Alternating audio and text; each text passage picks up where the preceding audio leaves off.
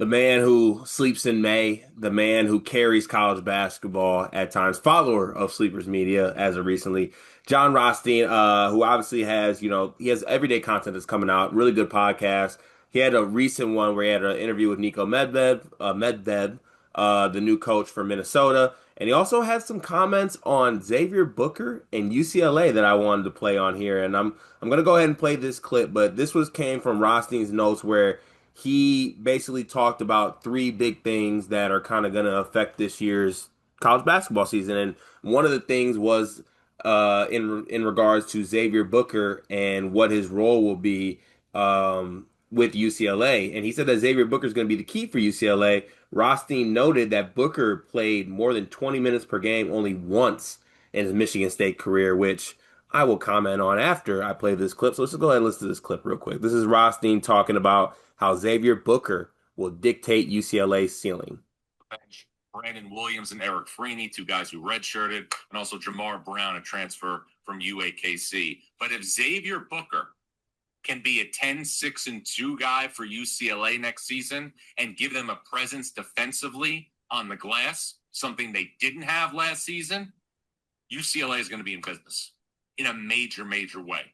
Again, 23 wins last season with below average point guard play. And now you add a wild card at center in Xavier Booker, who again will be playing a much different position. This reminds me, it's not the exact same thing, but it reminds me of when Samson Johnson went to UConn, and then after a couple of years, Dan Hurley switched his position from power forward to center, and all of a sudden became a really productive player. Booker last year again, in 9 games where he played 17 minutes or more, was 8-4-1. If UCLA can get 10-6 and 2 blocks or 11-7 and 2 blocks, UCLA is going to be a team that's going to be a really high seed in the 2025 NCAA tournament. Because watching this team last year, there was nobody to do what Donovan Dent can do. Okay. We'll go ahead and stop that there. I highly recommend everyone taps into that and listens to that full episode. Obviously, he went on about UCLA, their guard play and everything, but what I'm really focused on here is the Xavier Booker comments as far as that being the dictation of UCLA season. Ralph, I'll throw it to you first. Does Xavier Booker dictate the ceiling for this UCLA team? I want to hear your thoughts, Cart. Like, Oh, yeah, my thoughts. Xavier Booker being great would be awesome, but yeah, you know I'll what? defer to the Michigan State fan. I will say this. He is correct. If Xavier Booker is able to play major minutes and is able to give them this 10-6-2 that he thinks he can get, that will be massive for them because you play him next to Billadal, you play him with Eric Daly, pair them with like Sky Clark, Noah, and then Donovan Dent. That team could be incredible. But let's let's be very clear about something here. There's a reason that Xavier Booker wasn't able to see the floor to the level that he wanted to. Xavier Booker was a player that if he was not hitting 3-point shots was a negative on the basketball floor when Tom Izzo put him out there. Michigan State was a team that was looking for front court options a lot, right? Xavier Booker, with all due respect, if he wanted to see the floor, he had to beat out the likes of Sisamon Zapala, Carson Cooper, and Jackson Kohler. Now Jackson Kohler was really good last season, but it's not like there was a plethora of front court options that you just saw this ability where this kid could, that he was being blocked from his blessings, I guess I would say, in that case. And were there flashes from Xavier Booker? Yes. But just to put it just quite bluntly, it was few and far in between. And the thing that I'm so interested to see here is that Ralph, you know that Mick Cronin defensively is a guy that does not play. He's a little bit No, Tom Izzo-like in the way he approaches the basketball game. And for someone who watched Booker, there's a reason he could not play more than 20 minutes a game. It was because if he wasn't hitting a 3-point shot, he was a negative defensively. He was a negative rebounding. He was a negative just basketball IQ wise on both ends of the floor, being in the wrong spot offensively and defensively. And given his slight frame, he got pushed around by anybody who wanted to push him around. So, for a guy that's MO is he can't be on the floor unless he can shoot, You're looking at a 6'11" guy who in 2 years has shot 43% and 41% from the field, and in 2 years has shot 33% from three and 23% last season from three. And in 13 minutes a game, gave you 4 and 2 and a little under a block a game. Everyone is enamored. I'm enamored with this if Xavier Booker ever takes a step. And with all honesty, like I have nothing against Xavier. I hope he does take a step with UCLA. I really am actually sad that it didn't work out in Michigan State. But I just don't want the notion to be that because Rothstein brought up like it's because Xavier Booker didn't play 20 minutes a game. He shouldn't have played 20 minutes a game. He didn't play 20 minutes a game because if he played 20 minutes a game, Michigan State would not have been as good as they were. If he played 20 minutes a game, Michigan State wouldn't have won the Big Ten by 3 games. He was the last front court option. He was more DMP than want to play more than 10 minutes a game. And Michigan State was a better team for it, and that was not a coincidence. But I don't want this to come across as just like completely bashing because Rothstein's right. If he does do what he says, if he breaks out, if he becomes Samson Johnson, then like yeah, UCLA's cooking with something.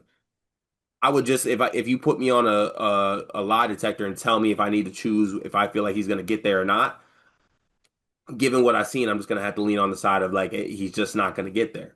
This video is brought to you by NBA 2KLab.com. 2K Lab worked with us last summer as well. They're one of our favorite entities in all of sports gaming. We want to show you their college basketball stadium locator challenge game. And I'm going to share a screen right now as we do this. South Carolina, bang.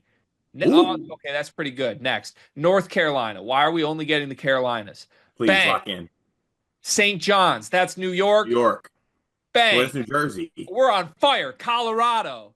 I actually don't know what state Colorado is. It's in Colorado. There's a state of Colorado. Is that this one? It's to the right of Phoenix. Anyway, you get the picture. This game's really fun. They've got more games as well, like Guess the NBA Player, Mystery Fantasy Draft, and more. Stay tuned for all of the college football content and games that they'll be putting together to help you get the best experience out of college football 26. Back to the video. The idea of Xavier Booker has always been better than the actual production Xavier Booker has delivered, right? Mm.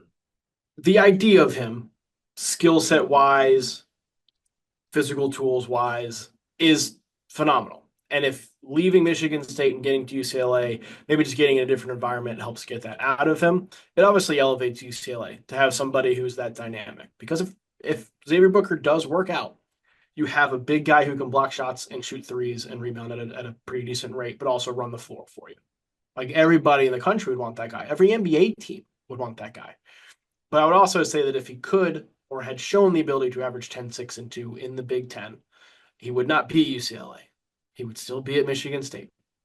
And I want to talk about a couple of things that Rothstein brought up too. So the Samson Johnson thing in general, you want to know why Samson Johnson switched to center? Because he was a center. Yeah, right. He shot 9 threes in his college career. 5 of them were as a freshman. And then Dan Hurley's like, this isn't going to work. We're going to bulk you up and play center because you are more of a Skinner skill set anyway, right? Mm-hmm. That works. Xavier Booker is more perimeter oriented than Samson Johnson ever was. And his skill set, I think, is more suited to being more perimeter oriented and more face up 4-man than Samson Johnson ever was. Like Xavier Booker, I don't think will ever become this interior bruiser like Samson Johnson was the last 2 years of his UConn career. Really, they're vastly different games. It fits Samson Johnson. Power forward fits Xavier Booker. He needs to be able to play that because I think he needs a more physical guy next to him. But I also want to talk about the 17 minutes per game deal that Rothstein said. Never played more than 14 minutes from February 1st on last season. He only hit more than 8 minutes 4 times down the stretch of the season. The most important games of the year for Michigan State. When he did play over 17 minutes per game, you want to know who those games were against, Cart? I would love to. Monmouth, Niagara, twice against Minnesota. He did hit 17 in a loss to Memphis at Maui, which again is the last game of Maui. It was twice in in Maui. There was a loss to Memphis in the second game, and then 24 in overtime against UNC in the third place game. So again, you're going to get more minutes when you're playing 3 games in 3 days. So those were 2 of them. Also twice against Minnesota and against Oakland, and then once against Illinois and once against Rutgers. Not like the best opponents there. Half of them are against the bottom of the Big Ten or in Maui when you need to play more minutes, or against mid majors that you're playing. Right. He got those minutes and performed well because you were playing you were playing bad teams. Mm-hmm. Like it's not like he's going nuts against the other top teams in the Big Ten. He wasn't the difference when they played Michigan down the stretch of the season and were fighting for a Big Ten title. Right? He was on the bench in those games. When he played more is because they were playing worse teams. Again, to your point, Xavier Booker, if he works out, is going to be awesome. But everything we've seen so far suggests that he will not be. It is still much more idea than actual production. I think it's something UCLA is hoping for, but not necessarily counting on. Yeah, look, it's if has been a big word with Xavier Booker, and it's shifted more to hope. And you can hope and hope that it gets to that point. I would just be surprised if it does get there. But to Rothstein's point, he's not lying. It will elevate this team if you're able to play him at center next to Yeah. Tyler Bilodeau. But I think the bigger issue here is that Xavier Booker wants to be Tyler Bilodeau, and he won't be, and that's what's going to end up hurting your basketball team. But yeah, if I'm UCLA, I'd focus more so in on Donovan Dent and the rest of the team being great, then more so hoping Xavier Booker gets there. But I guess we'll see once the season gets here. I wish all the best to UCLA and Xavier Booker.